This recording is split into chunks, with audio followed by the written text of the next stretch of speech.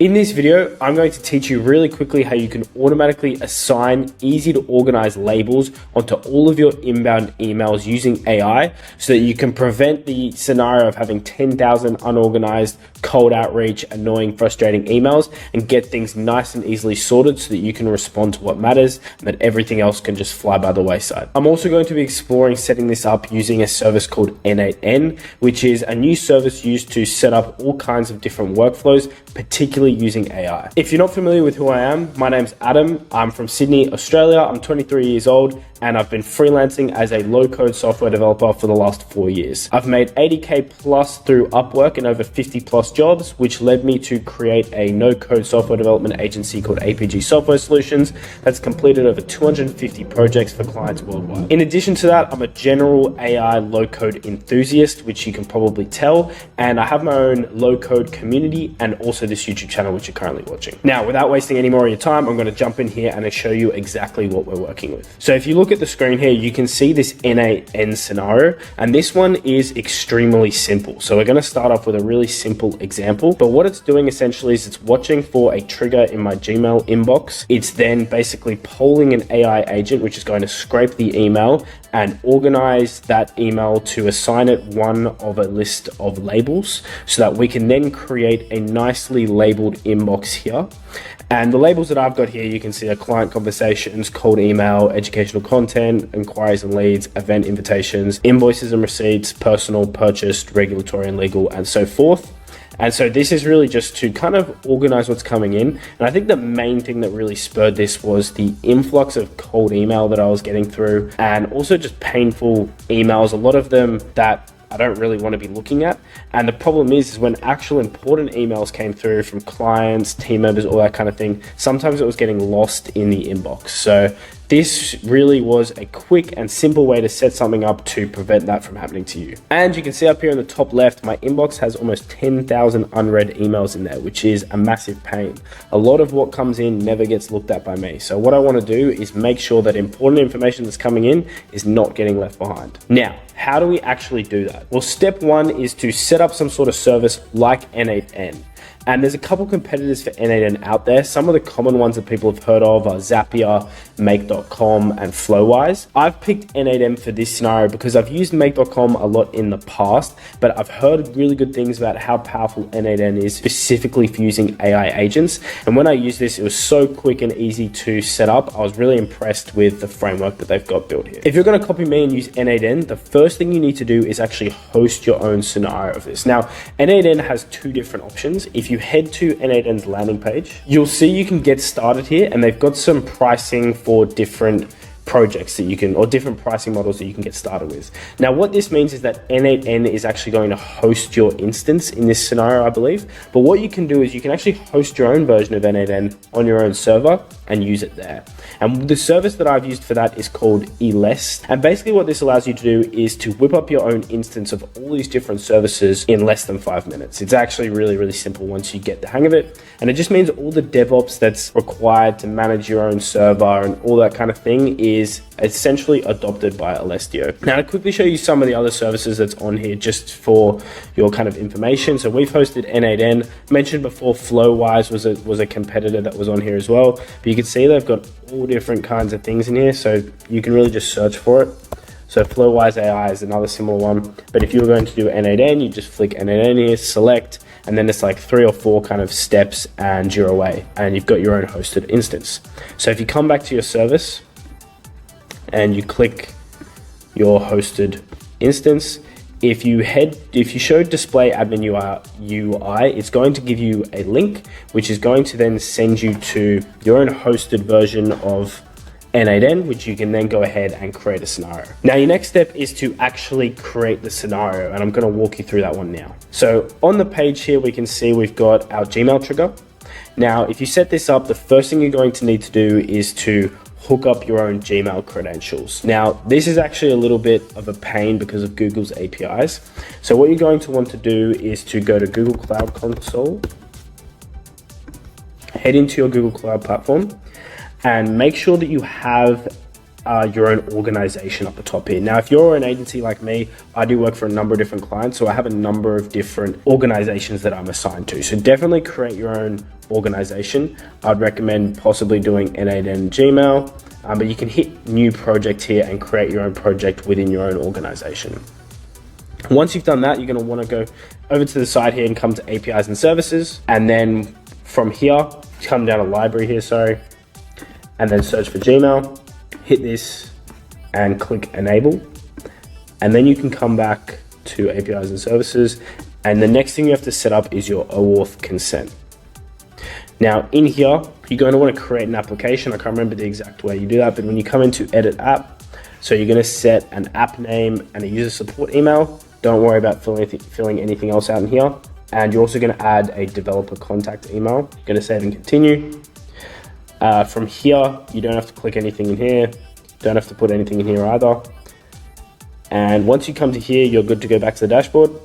And what will happen is there should be a button here to basically move it from testing to a production status, basically. So you're going to want to click that button, and then you're going to want to come and set up your credentials, basically. So you come to credentials, you want to set up an OAuth client ID, and if you follow the steps in that flow, you should get your own client ID and client secret, which you can then throw into your credential here, and that will allow you to authenticate with Gmail. And what it should show is it'll give you a button to basically authenticate your account with Gmail, and that will give you access to use your Gmail account in this n8n instance. From there, we're just going to have it to poll every minute. And the event that we're looking to trigger is when a new email or message is received. So that will set up your Gmail trigger. From there, what we're looking to do is we're basically looking to aggregate a variable that we can send to this AI agent. So if you look in here, essentially what we're doing is we've put it to manual mapping. And if you open up this, you'll see the bigger view. Essentially, we're getting the sender email address, the email subject, and the email body. And you can see all the fields that are in the email here. So you can literally just drag them over, whichever ones you need to use.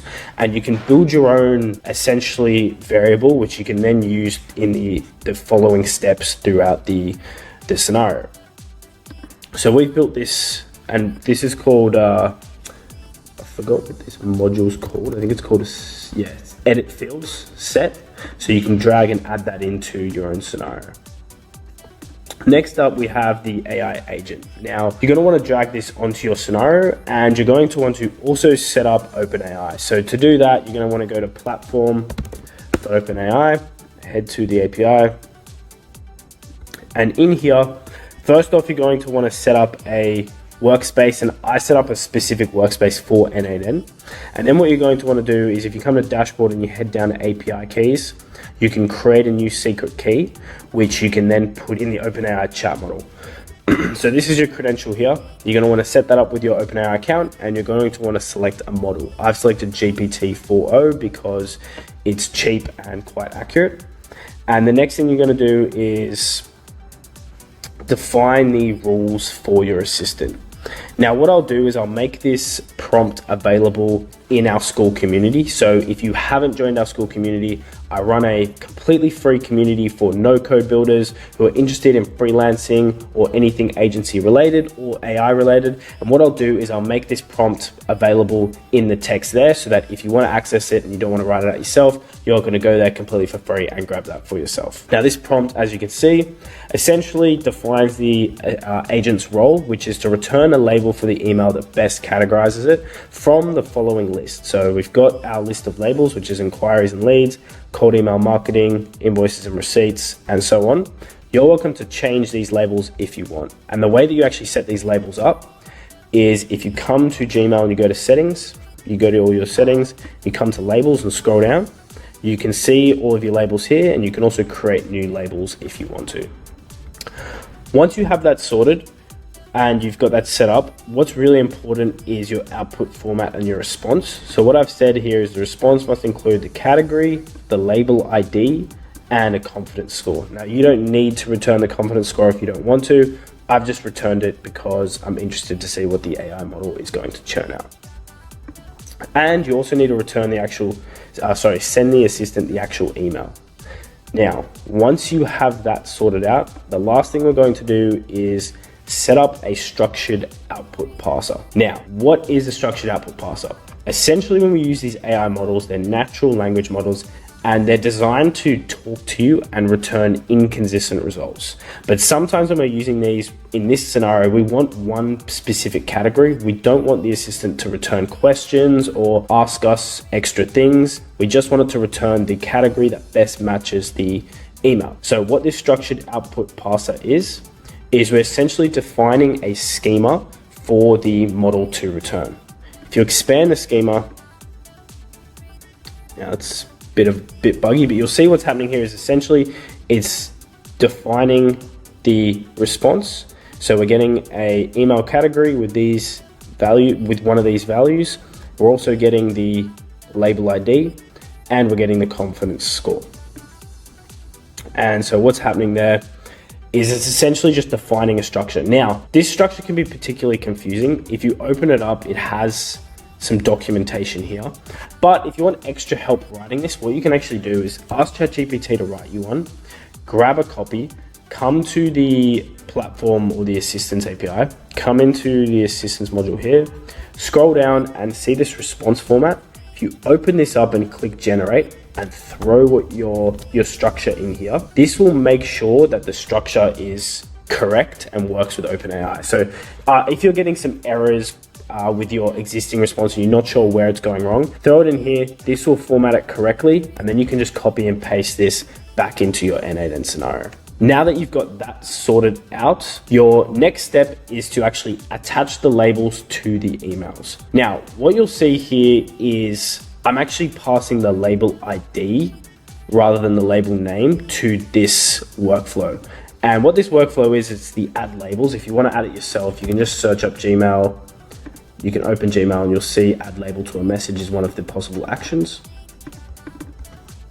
And we need the label IDs to attach the correct label to the message. Now, the message ID we're retrieving from the Gmail trigger. So that's where we get the message ID.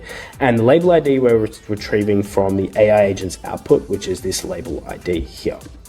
And where do we get these label IDs? Well, a really quick way that you can grab your label IDs is to grab a Gmail module called Get All Labels, which you can literally grab from here. Go Gmail and you go down here, you'll see Get Many Labels. So if you open that one up and you drop it on your page, you grab all your labels, and if you test the step, you'll see that that is basically returning all of the labels that I have. So if you want to find the IDs, you can literally see them here. So that's where you can go to quickly grab the IDs for each of your labels. You throw that into your assistant, which you can see here. And so when it gets returned, we then pass that label ID in here, and that's what assigns the correct label to the email. The final step is to actually test this scenario. So let's do an example. What I'm not going to do is show you through all of my emails, just because there might be some sensitive stuff in there. But what I am going to do is just create a quick email to myself.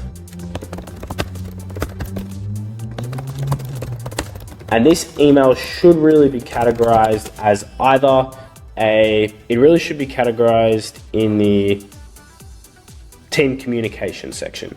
So let's hit send and let's patiently wait. Now we have to remember this runs every minute, so it could take up to a minute for this scenario to run. But whilst we're waiting for that, let's take a look at this execution section. So what you can see here is a really cool, easy to view history of all the executions that have run on this scenario. And it's really easy to debug, because if you look at some of the errors that I had previously, you can see exactly where the error is. And then if you open it up, you can see what's actually happening here. So I'm a huge fan of this user interface. I think it's a lot more intuitive than make.coms and some of the other interfaces that I've used.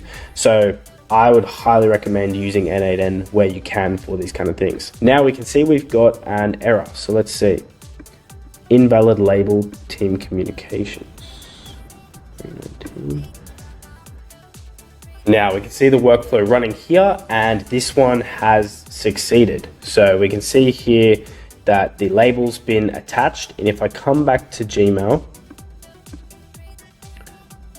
and I look at my team communication section, we can see right here that the test email has come through. So what I'm really excited to do is to have this work in overdrive, and especially for inbound leads and critical client communications, this should just really easily help me organize my inbox a little bit better. So in summary, this n8n setup is something that you can set up in less than an hour, and what it will do is seriously organize your email inbox so that you can spend less time filtering through and getting lost in your email inbox and more time focusing on the communications that are actually important to you. If you found this video remotely helpful, you might be interested in looking at some more content related to no-code, AI, and freelancing or agency management. If so, feel free to subscribe to this channel and also head over to my completely free school community. The link's in the description. Really appreciate you watching the video, and I'll see you in the next one.